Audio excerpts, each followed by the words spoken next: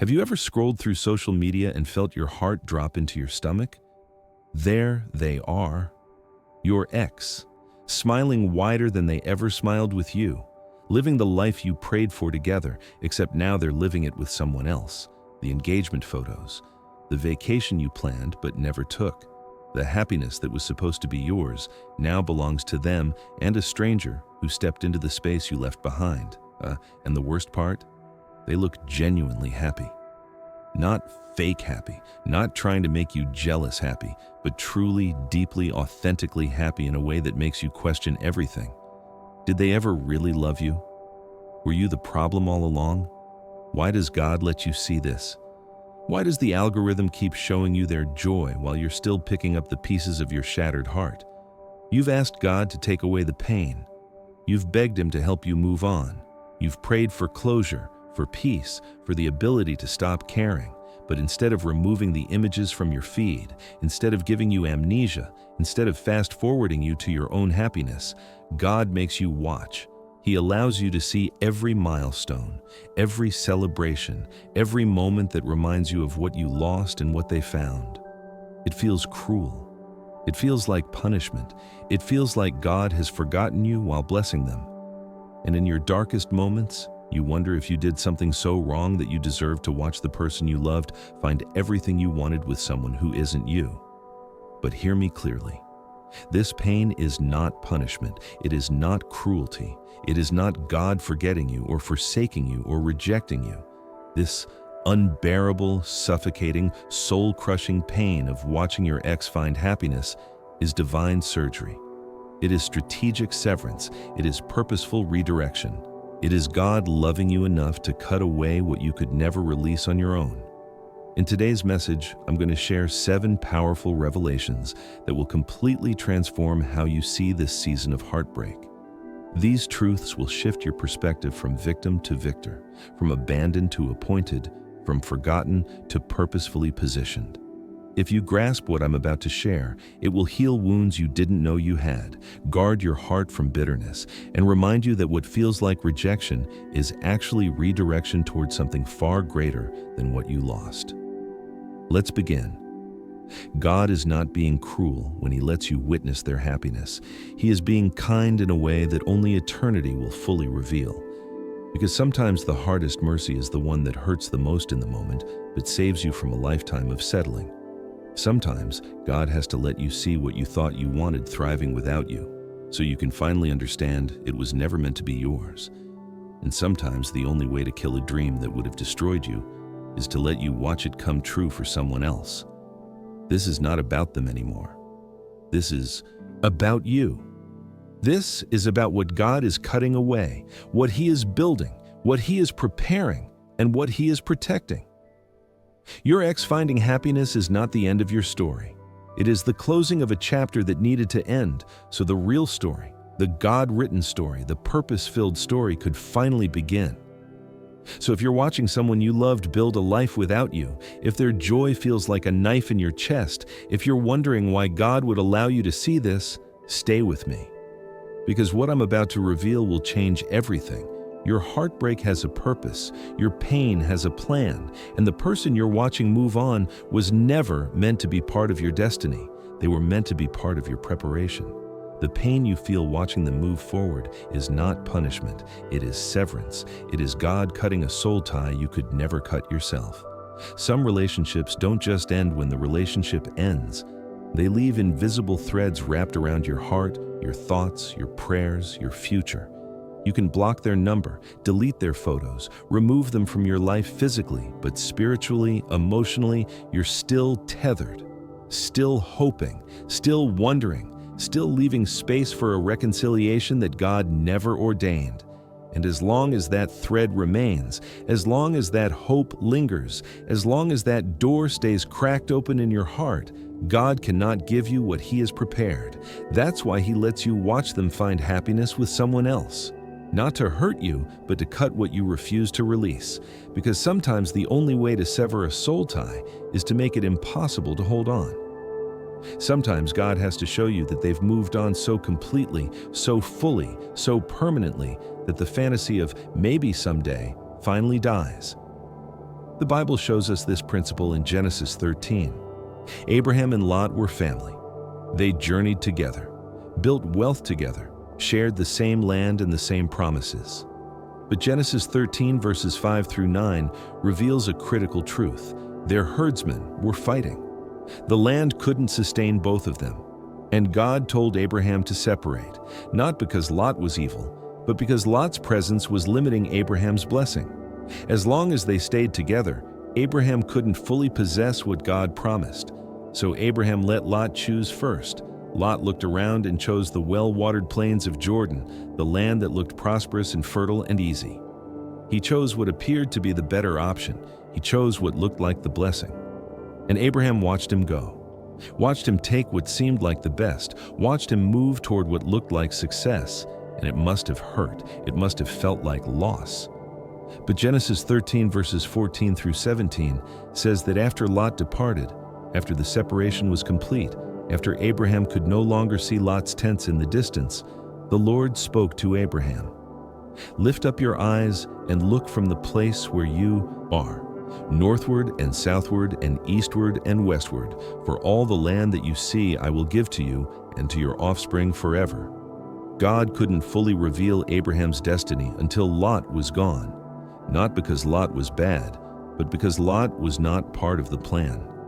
And Abraham had to watch Lot walk away, watch Lot choose his own path, watch Lot prosper in a direction that didn't include him before God could open Abraham's eyes to everything that was always meant to be his.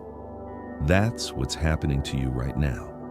Your ex choosing someone else, building a life that doesn't include you, finding happiness in a direction you can't follow. That's not rejection. That's release. That's God removing what was blocking your view of the promise. You couldn't let go because you still had hope. You couldn't move forward because you kept looking back. You couldn't receive what God prepared because your hands were still holding on to what He already removed. So He let you see them happy. He let you see them move on. He let you see them choose a path that proves they were never meant to walk with you into your destiny. And yes, it hurts. Yes, it feels like loss. Yes, it feels like they got the blessing and you got left behind. But what you're actually experiencing is the mercy of a God who loves you too much to let you waste your life waiting for someone who was only meant to be a chapter, not the whole story. The soul tie you had with them, it wasn't just emotional, it was spiritual. You prayed together, you planned together. You wove your future into theirs so tightly that separating felt like tearing yourself apart. And maybe you tried to move on. Maybe you tried to date other people, focus on yourself, give it to God. But in quiet moments, in lonely nights, in vulnerable seasons, your heart still drifted back to them. Still wondered if maybe God would change their mind. Still believed that if you prayed hard enough, waited long enough, became good enough, they'd come back. But God knew better. He knew that as long as you held that hope, you'd never fully surrender to His plan. As long as you kept that door open, you'd never walk through the door He opened. As long as you believed they might return, you'd never truly be available for who He's sending. So He didn't just close the door. He let you watch them build a life on the other side of it. He let you see them so happy, so settled, so committed to someone else that the fantasy finally dies and the soul tie finally breaks. This is not cruelty. This is liberation. This is God cutting away what you kept trying to bandage. This is Him performing surgery on a part of your heart that needed to be removed, not repaired. And surgery always hurts. The scalpel always cuts. The separation always feels like loss before it feels like freedom. But here's the revelation. Once the tie is severed, once they are fully gone, once you can no longer trick yourself into believing there's a chance, God will lift your eyes. He will show you the land. He will reveal the promise. He will open your vision to everything He kept hidden because you weren't ready to see it while you were still looking back. What feels like an ending right now is actually the beginning of the blessing God has been protecting until you were finally, fully, completely free. The reason it hurts so much to watch them be happy with someone else is because you're not just losing them. You're losing the version of yourself you saw reflected in their eyes. And God is letting that mirror shatter because the reflection was never true. For so long, your worth was wrapped up in how they saw you. When they loved you, you felt valuable. When they chose you, you felt chosen. When they affirmed you, you felt enough. But when they left, when they moved on, when they found someone else, the mirror cracked, and suddenly you couldn't see yourself anymore. You lost your reflection. You lost your sense of identity. You lost the validation that told you that you mattered. And now, watching them look at someone else the way they used to look at you, watching them build with someone else what you thought you were building together, it doesn't just hurt because you lost them. It hurts because the mirror is showing you that maybe you were never as special as you thought. Maybe you were never as beautiful. Maybe you were never as valuable. Maybe you were replaceable all along. But that's the lie. That's the false reflection. That's exactly what God is destroying. Because you were never meant to see yourself through another person's eyes. You were never meant to find your identity in someone else's validation. You were never meant to measure your worth by whether or not someone chose to stay. Look at Leah in Genesis 29. She was given to Jacob as a wife, but Jacob didn't want her. He wanted Rachel. He loved Rachel. He worked 7 years for Rachel, and when he woke up married to Leah instead, the Bible says he loved Rachel more. Imagine that. Imagine being a wife to a man who makes it clear every single day that you were not his choice, that you were the compromise, that you were the one he settled for while his heart belonged to someone else. Leah spent years trying to earn Jacob's love. Genesis 29, verses 32 through 35 shows her desperation. She had a son and named him Reuben, saying, "The Lord has seen my affliction. Surely now my husband will love me." But he didn't. She had another son, Simeon, saying, "The Lord has heard that I am hated." She had another, Levi, saying, "Now this time my husband will be attached to me." But still, Jacob's heart stayed with Rachel. Leah was looking into Jacob's eyes, trying to find her worth, trying to see herself as valuable, trying to become enough. And every time he looked past her toward Rachel, the mirror told her she wasn't. She wasn't beautiful enough. She wasn't loved enough. She wasn't chosen. But then something shifted. Genesis 29 verse 35 says when she had her fourth son, Judah, she said, "This time I will praise the Lord." She stopped looking for Jacob's validation. She stopped trying to earn his love. She stopped defining herself by whether or not he chose her. And she started seeing herself through God's eyes instead. And from Judah's line came King David. And from David's line came Jesus Christ. The woman who felt rejected, unwanted, and unloved became the mother of the lineage of the Messiah. God let Leah watch Jacob love Rachel. He let her see the man she was married to choose someone else over and over again. He let her feel the pain of not being enough in human eyes, not to destroy her, but to redirect her gaze. Because as long as she was looking at Jacob for validation, she would never see what God saw. She would never understand that her worth was not determined by a man who couldn't see her value. Her worth was determined by a God who chose her for a purpose greater than any human relationship could fulfill. That's what's happening to you right now. You've been looking into the wrong mirror. You've been trying to see yourself through the eyes of someone who could not, would not, was never meant to reflect your true value. And when they left, when they chose someone else, when they found happiness without you, the mirror shattered, and it feels like you're disappearing, like you don't know who you are anymore, like your worth walked out the door with them. But God is not letting that mirror break to destroy you. He's letting it break to save you, because the reflection you saw was never accurate. When they said you weren't enough, that was a lie. When they made you feel replaceable, that was a distortion. When they looked past you toward someone else, that wasn't a statement about your worth. It was a statement about their inability to see what God placed in you. The truth is, you cannot find your identity in another person. You cannot measure your value by whether someone stays or leaves. You cannot define yourself by how deeply someone loves you or doesn't love you. Because people are flawed mirrors. They reflect their own brokenness, their own wounds, their own limitations. And if you keep looking to them to tell you who you are, you will always come up lacking. God is breaking the mirror so you finally look up. So you finally stop searching for your reflection in someone who was never meant to define you. So you finally see yourself the way he sees you. Not as rejected, but as redirected. Not as unwanted, but as reserved. Not as not enough, but as too much for someone who could never handle the fullness of who you are. When you stop looking for validation in their eyes and start seeing yourself through God's eyes, everything changes. You stop shrinking to fit into someone's limited vision of you. You stop begging to be seen by someone who's looking in the wrong direction. You stop trying to earn love from someone who was never assigned to give it. The mirror is breaking. Let it shatter. Because on the other side of this pain, you will find a reflection that's true, a worth that's unshakable, an identity that no person can ever take away. And when God finally sends the one He's prepared for you, they won't be a mirror. They will be a witness.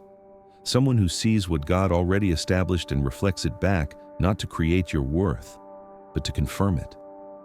Watching them move on does something deeper than break your heart. It dismantles the altar you built in your mind, the altar where you've been worshiping what could have been, what should have been, what you believed would have been if only things had gone differently. And God is allowing you to see their happiness, because it's the only thing powerful enough to destroy the fantasy you keep returning to. You thought you were over them. You thought you'd moved on. You stopped crying every day. You stopped checking their social media obsessively. You started functioning again, smiling again, living again. But if you're honest, there's still a place in your heart where you go in quiet moments. A shrine built from memories and maybes. A sacred space where you replay the good times, rewrite the ending, and imagine the version of the relationship that could have existed if they had just chosen differently, loved better, tried harder. This altar isn't built from what was, it's built from what wasn't. It's the fantasy of their potential, the version of them that you saw glimpses of, but never fully experienced. The relationship you believed you were building before it all fell apart. And every time you visit this altar, you bow down to a false god. You worship the ghost of what never existed and convince yourself that it could have, if only, if only, if only.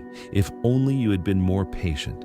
If only you had communicated better. If only you had given them another chance. If only you had prayed harder. If only timing had been different. If only they had healed their wounds. If only you had been enough. But God doesn't just want you to stop visiting the altar, He wants to burn it down completely.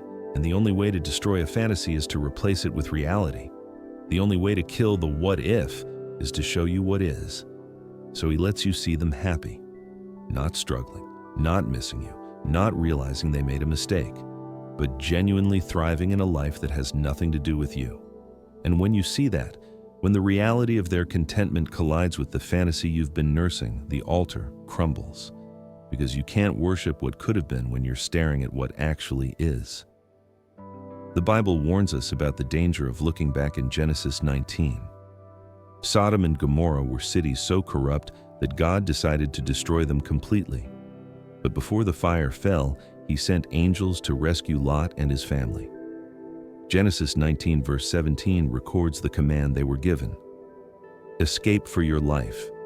Do not look back or stop anywhere in the valley. The instruction was clear.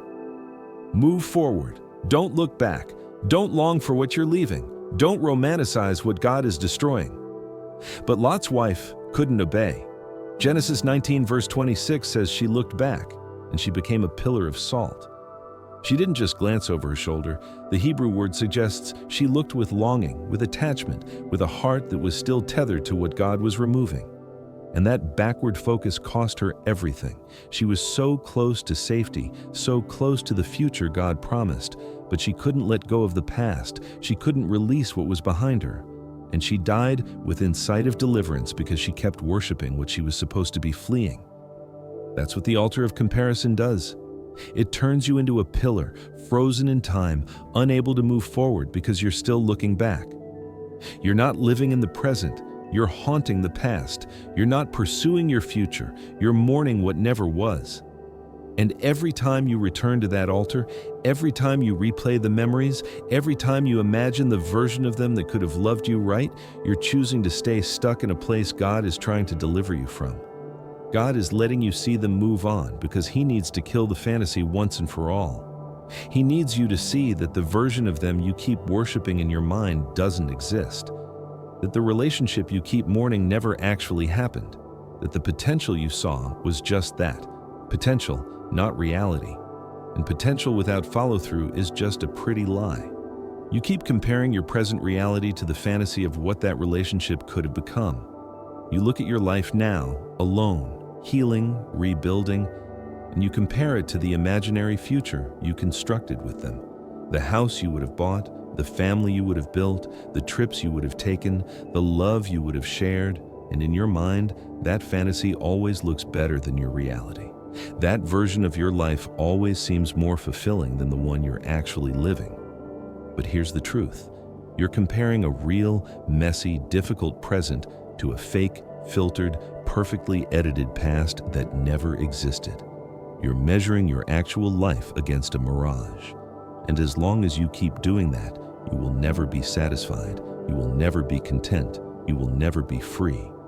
God is showing you their happiness to shatter the illusion, to prove that the relationship you keep returning to in your mind was never as perfect as you remember, to reveal that the person you're still holding space for has moved on completely and is building something that doesn't include you, didn't need you, and won't circle back for you. Not because you weren't enough, but because it was never meant to be yours. The altar of comparison is an altar of death. It keeps you living in yesterday. It keeps you sacrificing today's peace for yesterday's pain. It keeps you rejecting present blessings because you're still mourning past losses, and God loves you too much to let you stay there. So He doesn't just close the door, He shows you that someone else walked through it and found what they were looking for. He doesn't just end the relationship, He lets you see them thriving without you, so the fantasy finally dies, and you can stop comparing your real life to a fake one. This is not cruelty.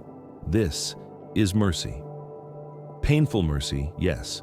Brutal mercy, absolutely. But mercy nonetheless. Because the longer you worship at the altar of what could have been, the longer you miss what is and what's coming. God is dismantling the shrine so you can finally build your life on solid ground. Not on memories, not on maybes, not on the fantasy of a person who only existed in your imagination, but on truth, on purpose, on the reality of a God who has something far better planned than anything you lost. The jealousy you feel watching them with someone else is not evidence of your weakness. It is information. It is God using your pain to clarify what you truly desire, so He can give you something better than what you lost. You scroll through their photos and something twists in your chest. It's not just that they're happy. It's how they're happy. It's the specific things you notice, the way their new partner looks at them with adoration, the romantic trips to places you always wanted to visit, the public declarations of love you never received, the commitment you begged for that they're now giving freely to someone else, the engagement ring, the moving in together, the meeting of families, the future you imagined, now unfolding for them with a different person playing the role you auditioned for. And the jealousy is sharp. It's specific. It's not a general sadness. It's a targeted ache that points directly at what you wanted but never got. And in your shame, you think this jealousy makes you bitter, petty, unhealed. You think it means you're not over them. You think it means you're falling short of the grace you're supposed to have. You pray for God to take it away, to help you be happy for them, to stop caring so much. But what if God isn't trying to remove the jealousy? What if He's trying to use it? What if the specific things that trigger you are actually God revealing what your heart truly desires, so He can prepare to give it to you in the right season with the right person? First, Samuel chapter 1 tells the story of Hannah, a woman who desperately wanted a child but couldn't conceive. Her husband Elkanah had another wife, Peninnah, who had multiple children. And 1 Samuel 1 verse 6 says that Peninnah provoked Hannah grievously to irritate her, because the Lord had closed her womb. Year after year, Peninnah flaunted her children in front of Hannah. Year after year, Hannah had to watch another woman have what she desperately wanted. Year after year, the comparison cut deeper. And the jealousy Hannah felt was overwhelming. 1 Samuel 1 verse 7 says she wept and would not eat. The pain of watching Peninnah's abundance while living in her own lack drove Hannah to the temple. It drove her to pray so desperately, so intensely, so fervently that Eli the priest thought she was drunk. 1 Samuel 1 verses 10 and 11 say she prayed to the Lord and wept bitterly, making a vow that if God gave her a son, she would dedicate him to the Lord's service. The jealousy wasn't Hannah's sin. It was her fuel. It pushed her into a level of prayer she'd never accessed before. It clarified her desire. It sharpened her petition. It drove her to God with such intensity that heaven responded. And 1 Samuel 1 verse 19 says, "The Lord remembered her, and she conceived and bore a son, Samuel, who became one of the greatest prophets in Israel's history." Hannah's provocation wasn't punishment. It was preparation. God allowed her to watch Peninnah's blessings to expose the depth of Hannah's desire and drive her into desperate, specific, fervent prayer. The jealousy didn't disqualify her. It positioned her. It revealed what she truly wanted so God could give it to her in His timing. That's what's happening to you right now. The jealousy you feel is not condemnation.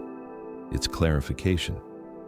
God is allowing you to see your ex with someone else, living out the dreams you had, experiencing the relationship you wanted, because He's using that pain to show you what your heart truly desires. Not them specifically, but what they represent. Not that person, but that kind of love, that level of commitment, that depth of partnership. When you see them traveling together and jealousy rises, God is revealing that you desire adventure and shared experiences. When you see them receiving public affirmation and your heart twists, God is revealing that you desire to be celebrated and chosen publicly. When you see them getting engaged and the pain cuts deep, God is revealing that you desire covenant commitment and lifelong partnership. When you see them being loved gently after you were loved harshly, God is revealing that you desire tenderness and safety. The specific triggers are not random. They are divine GPS coordinates. They are God marking exactly what you're hungry for so He can prepare it, protect it, and present it when you're ready. Your jealousy is not a sign that you're bitter. It's a sign that you're alive. It's a sign that your desires haven't died. It's a sign that God is shaping your prayers and sharpening your vision for what He's going to do next. But here's what most people miss. The jealousy is also exposing what you settled for in that relationship. Because if you're jealous of what they're receiving now, it means you didn't receive it then. If you're triggered by their new partner's devotion, it means you lack devotion in your relationship. If you're hurt by their commitment now, it means you experienced inconsistency before. If you're wounded by their public declarations, it means you endured private neglect. God is not just revealing what you want, He's reminding you what you didn't have. He's showing you that the relationship you're mourning didn't give you what you're jealous of right now. You're not jealous because you lost something great. You're jealous because you're finally seeing what great looks like and realizing you never had it. That jealousy is redirecting you. It's teaching you what to pray for. It's showing you what standards to hold. It's clarifying what kind of love is actually worthy of you.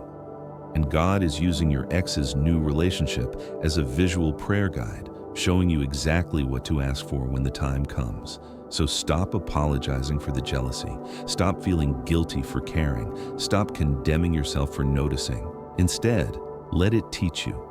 Let it clarify your desires. Let it sharpen your prayers. Let it show you what you're actually hungry for, so that when God sends the right person, you recognize them not because they look like your ex, but because they carry what your ex could never give you. The jealousy is not a curse. It's a compass. It's not a sign of bitterness. It's a revelation of vision. It's God using pain to prepare you for purpose.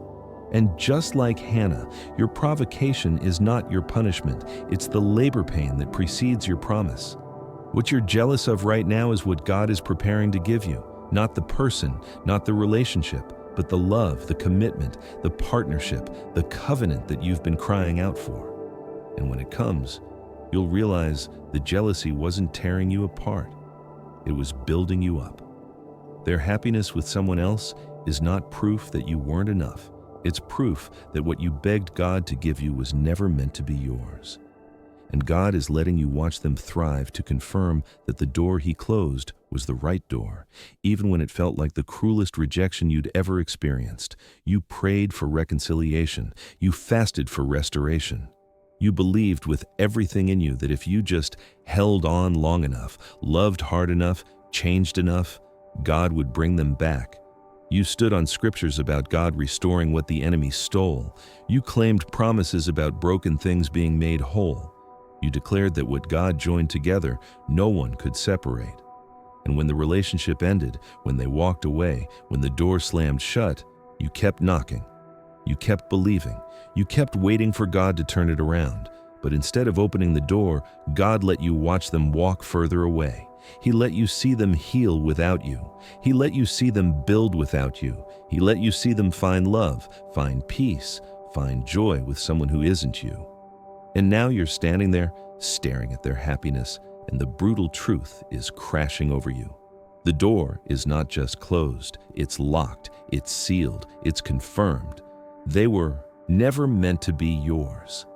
And that realization doesn't just hurt. It shakes the foundation of everything you believed, because you were so sure, you were so convinced this was God's will. You saw signs, you felt confirmations, you believed this relationship was divinely appointed.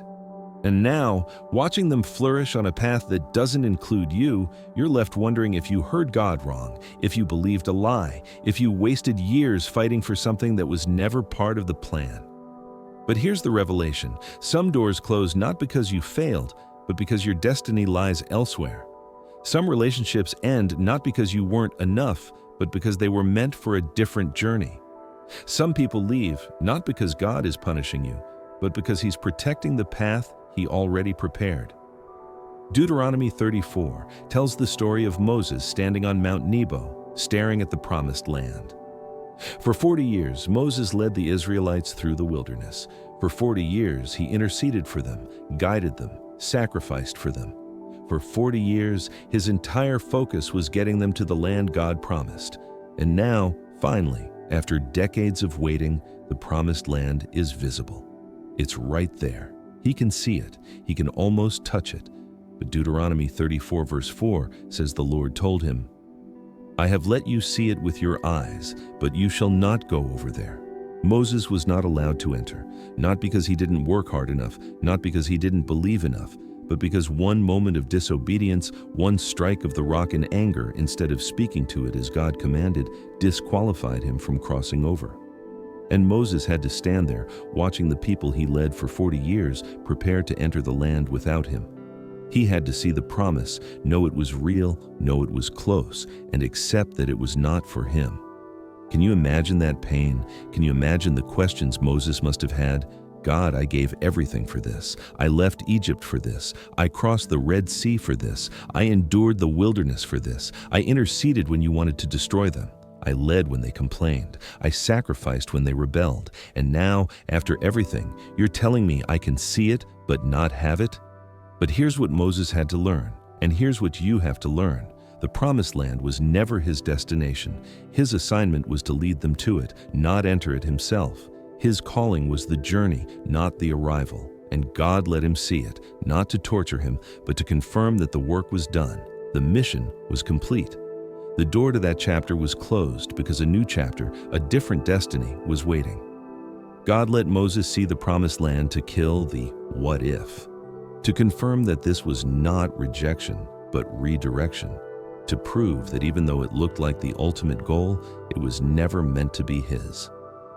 That's what God is doing with you right now. He's letting you see your ex thrive in the promised land of their new relationship. He's letting you see them happy, fulfilled, committed, loved, not to punish you, but to confirm that the door he closed was the right door, to kill every remaining maybe in your heart, to prove that what you fought for, what you prayed for, what you believed was yours, was actually meant for someone else's journey, not yours. You keep thinking, maybe if I had done this differently, maybe if I had been more patient, maybe if I had prayed harder, maybe if timing had been better, we'd be together. But God is showing you their happiness to answer that question once and for all. No, not maybe, not almost, not if only. No, this was never your promised land. This was never your destination. This relationship was part of your wilderness, not your inheritance. And just like Moses, you had to walk through it. You had to learn from it. You had to grow through it. But you were never meant to stay in it. The door closed, not because you failed, but because your assignment there was complete. The lessons were learned. The growth happened. The purpose was fulfilled. And now, God is redirecting you to the actual promise, the real destination, the land that's marked with your name. Their happiness is not proof that you lost. It's proof that you were released. It's proof that they found what they were looking for, and it wasn't you, not because you're inadequate, but because you were never meant to be their answer, and they were never meant to be yours. God let Moses see the promised land before he died, so he could die in peace, knowing the mission was accomplished. God is letting you see your ex's happiness so you can let go in peace, knowing the chapter is over. So you can stop wondering if you made a mistake. So you can stop questioning if you should have tried harder. So you can stop believing that maybe, someday, somehow, the door might reopen. It won't, and that's not tragedy. That's confirmation, that's closure, that's God loving you enough to remove all doubt so you can finally, fully, completely move forward into what He has waiting. The door is closed. Let it stay closed. Because the door God is opening for you leads somewhere better than anywhere you've already been. While they're celebrating milestones in public, you're healing in private. While they're posting happiness for everyone to see, you're crying in secret where no one knows. While they're receiving congratulations and well wishes, you're receiving silence and solitude. And this disparity, this unfair contrast between their visible joy and your hidden pain, is not an accident. It's appointment. God is building something in you that can only be forged in the wilderness where no one is watching. The hardest part of watching your ex move on is not just that they're happy. It's that their happiness is public while your healing is private. Everyone sees their new relationship. Everyone celebrates their engagement. Everyone comments on their photos, affirming how good they look together, how happy they seem, how perfect they are for each other. But no one sees you. No one knows the nights you cried yourself to sleep. No one witnesses the mornings you had to force yourself out of bed. No one celebrates the small victories of getting through a day without checking their profile, without replaying memories, without wondering what went wrong. Their growth is visible. Yours is invisible. Their breakthrough is loud. Yours is silent. Their progress gets applause. Yours gets ignored. And it feels deeply, painfully unfair. Why does God let them be blessed in public while you're broken in private? Why does He let them receive validation while you receive isolation? Why does their healing look like a celebration while yours looks like a funeral? Because God is not building you for applause. He's building you for assignment, and the kind of faith required for what He's preparing you for cannot be developed on a stage. It must be forged in secret. It must be tested in silence. It must be strengthened in the wilderness where the only witness is God Himself. Look at Joseph in Genesis 39 and 40. He was betrayed by his brothers, sold into slavery, falsely accused by Potiphar's wife, and thrown into prison for a crime he didn't commit. And while Joseph sat in a dungeon, forgotten and alone, his brothers were living free. They were home with their father. They were raising families. They were going about their lives as if Joseph never existed. No one was celebrating Joseph's faith. No one was witnessing his integrity. No one saw him refuse Potiphar's wife. No one knew he was interpreting dreams in prison. No one recognized that God was with him. But Genesis 39 verse 21 says the Lord was with Joseph and showed him steadfast love. Not publicly, not visibly, not in a way anyone else could see. But in the secret place, in the hidden season, in the wilderness of prison, God was building Joseph's character, sharpening his gift, and preparing him for a palace he couldn't yet imagine. Joseph didn't know he was being prepared to save nations. He didn't know his prison was his training ground. He didn't know that the injustice he suffered was setting him up for influence. All he knew was that life was unfair. His brothers were free while he was bound, and God seemed silent. But God wasn't absent. He was present in the wilderness, strengthening Joseph's faith when no one else was watching. The same is true for David in 1 Samuel 22 through 24. David was anointed king, chosen by God, affirmed by the prophet Samuel. But after his anointing, he didn't go to a palace, he went to a cave. He lived as a fugitive, while Saul, the rejected king, still sat on the throne. David hid in the wilderness while Saul ruled in luxury. David ran for his life while Saul received honor. And if you only looked at the surface, it seemed like Saul was blessed and David was cursed. But God was doing something in David's wilderness that he could never do in Saul's palace. He was building humility. He was teaching dependence. He was developing the heart of a shepherd king who would lead with compassion, not just power. 1 Samuel 24 shows David sparing Saul's life when he had the chance to kill him. That kind of mercy, that kind of restraint, that kind of character, it's not built in comfort. It's built in caves. It's forged in the wilderness. It's developed in the hidden seasons where God is the only witness. That's what's happening to you right now. While your ex is living publicly, God is building you privately. While they're receiving external validation, you're developing internal strength. While they're celebrating visible milestones, you're achieving invisible growth that will matter more than anything they're posting online. You're learning to worship when no one's watching. You're learning to trust when no one's affirming. You're learning to stand when no one's cheering. You're learning that your value doesn't depend on likes, comments, or public acknowledgement. You're discovering a faith that doesn't need witnesses because it's rooted in a God who sees everything even when people see nothing. This is the faith that will carry you into your destiny, not the faith that performs for applause, but the faith that perseveres in silence. Not the faith that needs constant affirmation, but the faith that trusts God even when He's the only one paying attention. Not the faith that crumbles when people leave, but the faith that strengthens when you're alone with God in the wilderness. The world celebrates the palace, but God does His deepest work in the cave. The world applauds the promotion, but God builds character in the prison. The world notices the public victories, but God is more concerned with the private obedience that no one else sees. Your ex's public happiness is temporary. It's visible, yes. It's celebrated, yes, but it's not eternal. What God is building in you right now, in the secret place, in the hidden season, in the wilderness where no one's watching, that's eternal. That's unshakable. That's the foundation that will hold when storms come, when people leave, when circumstances shift. You're not being overlooked. You're being overshadowed. You're not being forgotten. You're being formed. You're not being left behind. You're being set apart.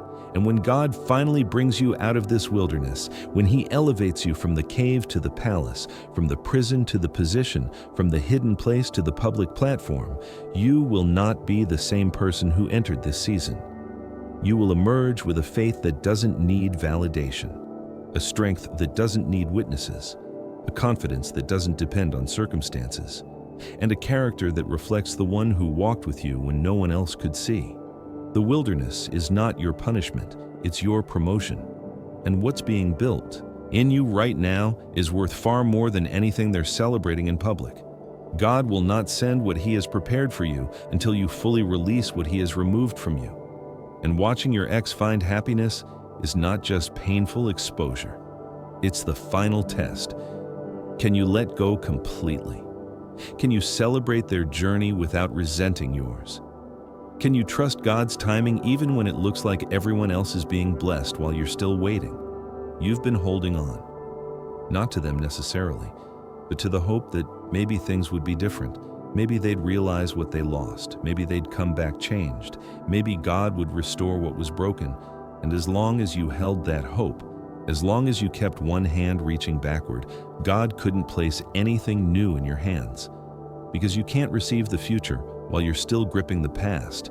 That's why God allows you to see them completely moved on, fully committed to someone else, genuinely happy in a life that has nothing to do with you. He's not being cruel. He's giving you permission to let go.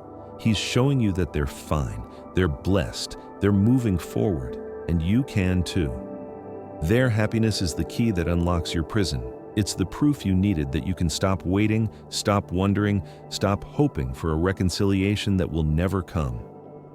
The book of Ruth gives us a powerful picture of this principle. Ruth chapter 1 tells the story of Naomi, a widow who lost her husband and both her sons in the land of Moab. With nothing left, she decided to return to Bethlehem, her homeland. Her two daughters-in-law, Ruth and Orpah, started the journey with her. But in Ruth 1 verses 8 through 14, Naomi urged them to go back, to return to their mother's houses, to find new husbands, to build new lives in the land they knew. Orpah kissed Naomi and turned back. She went home. She returned to what was familiar, what was comfortable, what was known. But Ruth refused. Ruth 1 verses 16 and 17 record her declaration. "Where you go, I will go, and where you lodge, I will lodge. Your people shall be my people, and your God my God. Where you die, I will die, and there will I be buried. May the Lord do so to me, and more also, if anything but death parts me from you." Ruth made a choice. She could return to Moab, to her old life, to the familiar land of her past. Or she could move forward with Naomi into the unknown, trusting that God had something better ahead, even though she couldn't see it. Orpah chose the past. Ruth chose the future. And that choice made all the difference. Because when Ruth arrived in Bethlehem, she met Boaz, a man of wealth, integrity, and purpose, a kinsman redeemer who restored everything she lost and gave her a future greater than anything she left behind. Ruth 4 verse 13 says Boaz took Ruth and she became his wife, and the Lord gave her a son. And that son, Obed, became the grandfather of King David, placing Ruth in the direct lineage of Jesus Christ. But here's the key. Ruth couldn't meet Boaz while she was still in Moab. She couldn't receive the blessing while she was holding on to the past. She had to completely let go, fully release, totally surrender what was behind her before God could give her what was ahead of her. And Orpah's return was not a distraction. It was a test. It was the moment Ruth had to decide, am I going back or am I moving forward? That's where you are right now. Watching your ex move on is your Orpah moment. It's the visual confirmation that the past is gone, the door is closed, and you have a choice to make. You can keep looking back, wishing things were different, hoping for a restoration that will never come. Or you can turn your face forward, release what's behind you, and trust that God has a Boaz waiting in your Bethlehem. But you can't have both. You can't move forward while facing backward. You can't receive the new while clinging to the old. You can't meet who God is sending while you're still waiting for who God removed. God is not delaying your blessing to punish you. He's waiting for you to let go so He can give you what He's been protecting. And the hardest part? The final release often requires celebration, not just acceptance. It requires you to genuinely wish them well, to thank God for their happiness, even though it's not with you. To bless their journey even though it diverged from yours. Because as long as there's bitterness, resentment, jealousy, or silent hope for their failure, you're still tied to them. You're still emotionally invested. You're still giving them space in your heart that belongs to your future. True release looks like this. You see their engagement and you pray for their marriage. You see their joy and you thank God that they found what they were looking for. You see their future unfolding and you release them fully, completely, without reservation, trusting that if God blessed them in moving forward, He will bless you too when you do the same. This is not about pretending you're not hurt. This is not about fake positivity or spiritual bypassing. This is about reaching a place of genuine surrender where their happiness no longer controls your peace, where their life no longer dictates your emotions, where their choices no longer impact your trust in God's plan for you. When you can look at their happiness and feel nothing but release, when you can celebrate their journey without comparing it to yours, when you can trust God's timing without needing their failure to validate your worth, that's when heaven knows you're ready. That's when God can finally move. That's when the door to your future swings wide open because your hands are finally empty enough to receive what He's been holding. God has a Boaz for you, a person who will restore what you lost, redeem what was stolen, and give you a future that makes the past look like preparation, not punishment. But you will never meet them while you're still living in Moab. You will never receive them while you're still looking back. You will never experience the fullness of what God prepared while you're still holding on to what He removed. So let this be the moment. Let their happiness be the permission you needed to release them. Let their peace be the confirmation that they're fine without you, and you will be fine without them. Let their future be the proof that God blesses obedience, and when you obey by moving forward, He will bless you too. The blessing is not delayed because God forgot you. It's protected until you're ready to receive it, and you're ready when you can finally, fully, completely let go. Child of God, hear me clearly. Watching your ex find happiness is not your punishment, it is your preparation. You are not being forgotten, you are not being overlooked, you are not being left behind. You are exactly where God needs you to be in this season of your life. This season of watching from the outside, this painful process of seeing someone you loved build a life without you, it is not wasted time. It is sacred time.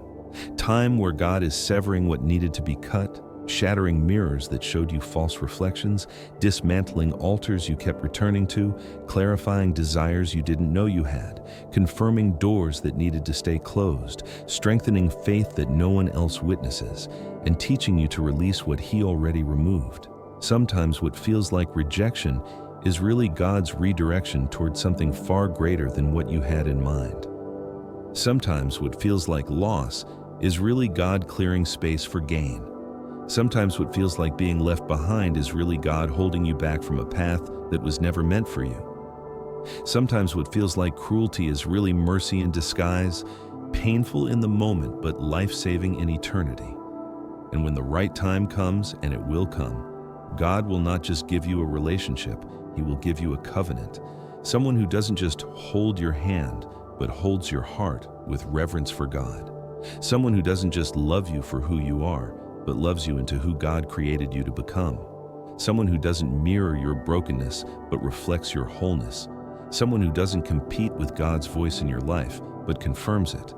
Someone who doesn't need you to complete them, but complements the person you've become in the wilderness. Because when God writes your love story, it will not just be about romance, it will be about purpose. It will be about kingdom alignment. It will be about two people who walked through fire separately so they could stand in destiny together. It will be a testimony that glorifies Him, a covenant that reflects Christ and His church, a partnership that proves God's timing is always, always worth the wait. So do not despise this season. Do not rush ahead of God. Do not compare your timeline to someone else's. For in heaven's calendar, you are right on schedule. The pain you feel right now is not evidence that God has abandoned you. It is evidence that He loves you too much to give you anything less than His best. And His best requires preparation. It requires pruning. It requires the kind of character development that only happens when you're stripped of everything you thought you needed and left with only Him. So let this be your declaration today. I release what God removed. I trust what God is doing. I surrender to His timing. Say it until your heart believes it. Write it until your spirit feels it. Declare it until faith rises above feelings. Because when you choose to let go, when you choose to trust, when you choose to believe that God's plan is better than your pain, you position yourself to receive everything He's been protecting. Beloved, your story is not ending in heartbreak. Your story is unfolding into destiny. This is not your conclusion. This is your exodus. You are not being destroyed by what you're watching. You are being delivered through it. And when you emerge on the other side, when you meet the person God has prepared, when you step into the future He designed, you will look back on this season and thank Him. Thank Him for every closed door. Thank Him for every painful moment. Thank Him for letting you watch them move on. Because you'll realize it was not punishment.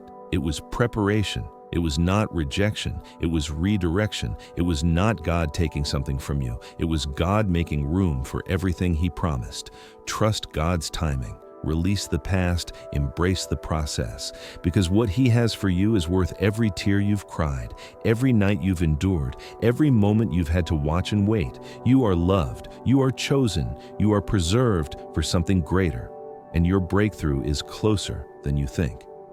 If this word touched your spirit, type this boldly in the comments. I am ready for what God has prepared. And if this message blessed you, remember to like, subscribe, and share so others can be strengthened by the Word of God. God bless you.